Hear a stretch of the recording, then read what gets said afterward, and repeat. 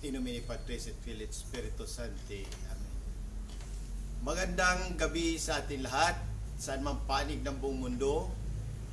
Mga nakikinig at nanonood ngayon, atin naman pakinggan ang mahalagang mensahe sa kahalagahan ng virtue.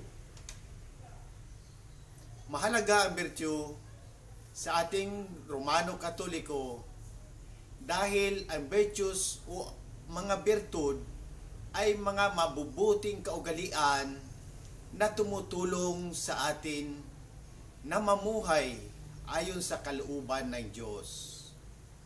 Ang mga virtues ay nagsisilbing gabay upang tayo ay magtataglay ng mabuting asal, magpasya ng tama, at maging tapat sa ating pananampalataya. Narito ang ilang dahilan kung bakit mahalaga ang virtues. Una, ang pagpapalalim ng relasyon sa Diyos. Ang mga virtues tulad ng pananampalataya, faith, pag-asa, hope, at pag-ibig, charity, ay tumutulong sa atin na magkaroon ng mas malalim na kaugnayan sa Diyos. Sa pamamagitan ng mga virtues na ito, nagiging mas malapit tayo sa Kanya. Pangalawa, pagiging mabuting Kristiyano.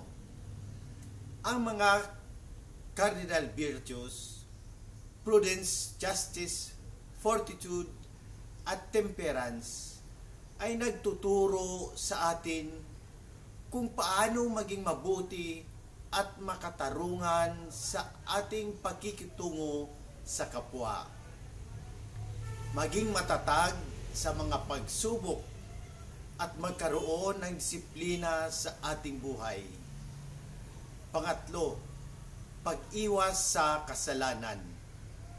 Ang pagkakaroon ng virtues ay tumutulong sa atin na labanan ang tukso at gumawa ng mga desisyon na naaayon sa kabutihan at katarungan.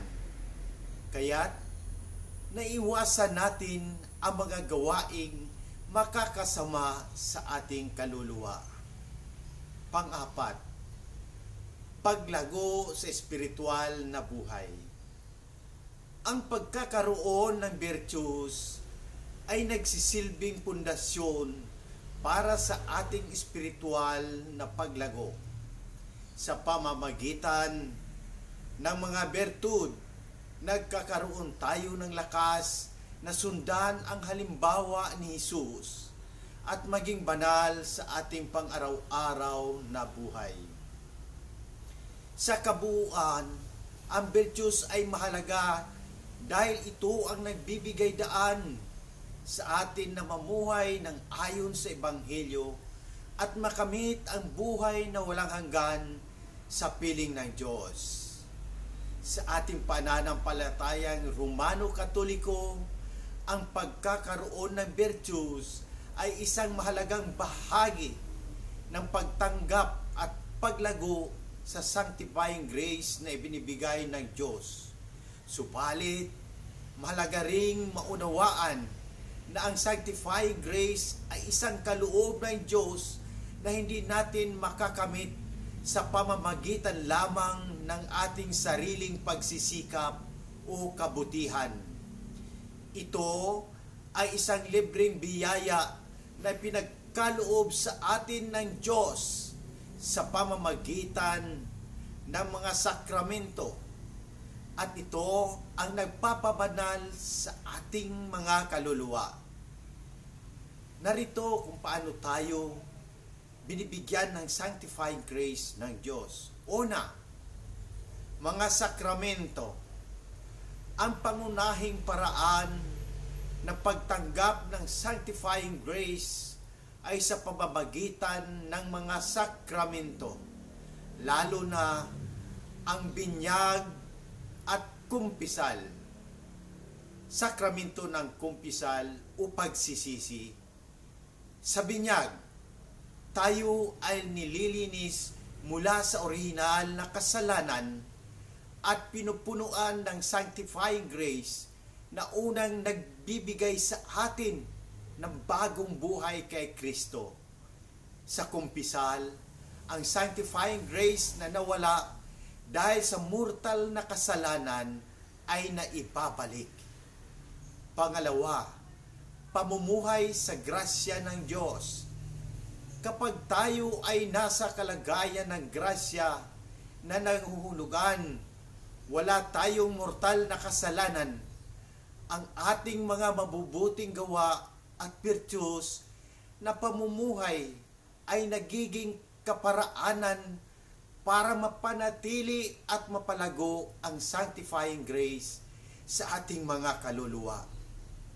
Ibig sabihin, ang ating mga virtues na gawain ay nagpapalalim ng ating kaugnayan sa Diyos at magbubukas ng ating mga puso sa mas maraming grasya. Pangatlo, pakikiisa kay Kristo sa Eucharistia. Ang pagtanggap ng Eucharistia, banal na komunyon, nang nasa estado ng grasya ay nagpapalago sa sanctifying grace sa atin. Ipinagkakaloob nito ang espiritual na pagkain na nagdaragdag sa ating kabanalan at nagiging daan upang mapalapit tayo kay Kristo. Pang-apat, pagdarasal at mabubuting gawa. Ang mga gawa ng awa o sa acts of mercy, sakripisyo at taimtim na panalangin ay tumutulong sa ating lumago sa virtues na siyang nagpapalakas ng ating espiritual na buhay at maging bukas sa mas maraming grasya mula sa Diyos. Kaya't bagaman mahalaga ang virtues sa ating espiritual na pamumuhay, hindi lamang ito ang batayan ng pagtanggap ng sanctifying grace. Ang Diyos mismo sa kanyang walang hanggang awa at pag-ibig ang nagbibigay nito sa atin sa pamamagitan ng mga sakramento at ating pagkikiisa sa Kanya. Sa muli, hinihikayat ko ang lahat, Katoliko man o hindi, na magtanong at pagnilayan ang mensaheng ito. Kung may mga katanungan kayo tungkol sa pananampalataya, ang ating simbahan o anumang aspeto ng ating buhay, bukas ang aking puso na sagutin ang mga ito. Sama-sama nating pagnilayan at pahalagahan ang habag at pag-ibig ng Diyos na ipinapahayag ng mensaheng ito sa pamamagitan ng ating mga gawain at salita. Naway maging daluyan tayo ng habag at pagmamahal ng Diyos sa lahat ng tao. Amen. In nomine Patris et Filii et Spiritus Sancti. Amen. God bless!